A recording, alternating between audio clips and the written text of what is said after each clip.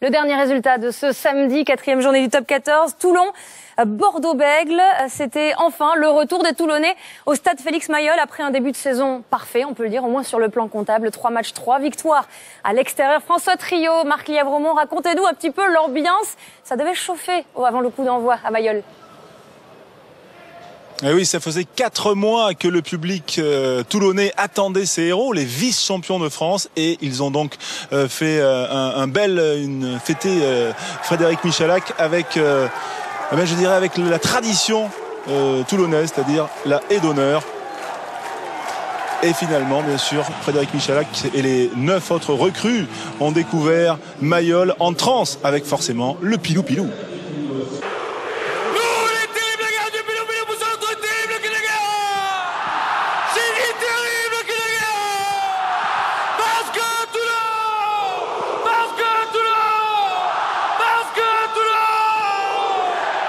Et peut-être, Marc, qu'il y a eu de la tension dans ce début de match pour cette première à domicile pour les Toulonnais, 3 fois victorieux à l'extérieur, et qui commettent des fautes au début. Ce sont les Béglés qui s'illustrent.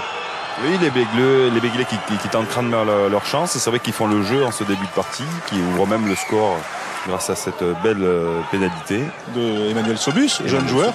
Et puis des relances du jeu un petit peu je dirais dans le rythme de cette équipe fortement remaniée, avec notamment la Taleboula, le Fidjien, mais beaucoup de volume côté girondin en début de match. C'est vrai, du volume jusqu'à une belle offensive toulonnaise, ou plutôt un up and under de Johnny Wilkinson, et cette première boulette de Thierry Brana. Oui, c'est la 10e minute. David Smith a mis la pression sur Thierry Brana et va pointer en coin dans l'embut. Voilà, c'est un essai qui est accordé après vidéo. Effectivement, maladresse à la réception de Brana, alors que son équipe avait bien commencé. Ouais, elle était dans le rythme, elle était dans le tempo, et elle a commencé à subir un petit peu cette grosse densité toulonnaise et accumuler les petites fautes. Il y a alors 7-3 pour les Toulonnais, puis 7-6. C'est à ce moment-là que sur ce plaquage, Johnny Wilkinson, on joue depuis 19 minutes, se blesse. Un KO un peu sonné dans le brouillard. C'est donc Frédéric Michalak qui fait son entrée, qui a fait bien l'international français, puisqu'il réussit une première pénalité. Matt Guiteau lui a laissé le tir au but, et ça se passe bien pour Michalak, tout comme pour David Smith. Relance, éclair, voilà, la pelouse s'est arrachée sous les appuis de l'ailier samoan, et les Toulonnais qui déroule en cette fin de mi-temps.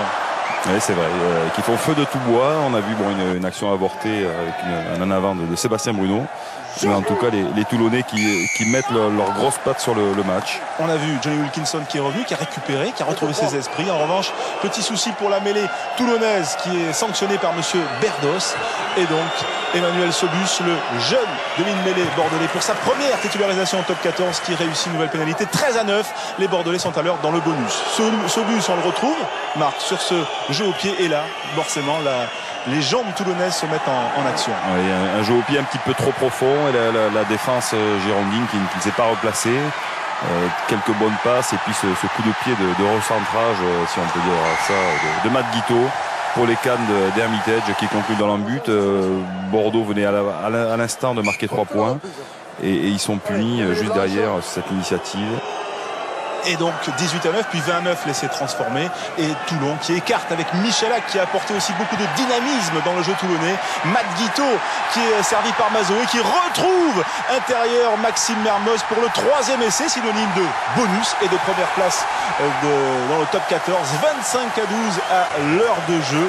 Le break est fait, et les minutes vont être longues pour les Bordelais. Ouais, c'est vrai, il en reste 20. Un coaching toujours très efficace pour Toulon, de nouveau des initiatives au ras, au large, on l'a vu tout à l'heure.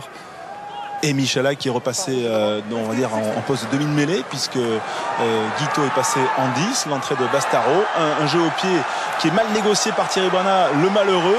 Vincent Martin qui arrive à dégager ce ballon pour Maxime Mermoz, et 2e essai doublé de Maxime Mermoz, qui lui aussi faisait ses débuts à Mayol, l'ancien catalan. 65 minutes, 30-12, et s'est transformé 32-12 pour les Toulonnais. Effectivement, 4 essais pour l'instant, 2 sur, c'est vrai, des mauvaises réceptions de balles de jeu aérien, et 2 magnifiques contre-attaques, jusqu'à les Toulonnais là aussi sont coutumiers du fait. Un pilonnage en règle des derniers mètres de la défense béglaise, et cet essai en force de Mathieu Bastaro. Ouais, qui s'est mêlé à la fête, hein, parce que les avants essayaient aussi d'aller chercher leur essai en pilonnant. Bien sûr, Mayol exulte. Mayol salue ses héros. Voilà, les Galactiques, même si le président Boudjelal n'aime pas ça, sont là. Toulon a frappé fort ce soir. Toulon est une grosse cylindrée. Ah, on le savait, on s'en doutait un petit peu avant même le début de la saison. Il le confirme après 3 déplacements successifs, autant de victoires, et puis une victoire bonifiée qui leur permet donc de prendre a priori la tête du classement. On va voir ça avec Isabelle, mais on va surtout voir aussi la réaction de Frédéric Michala qui justement a confié ses impressions sur ses débuts à Mayol et son arrivée au stade à Romain Magellan.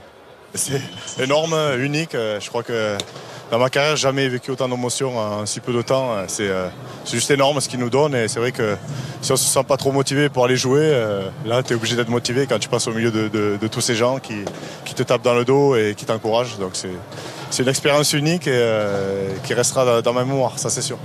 Frédéric Michalak, toujours aussi enthousiaste. Merci François, merci Marc, on vous retrouve la semaine prochaine.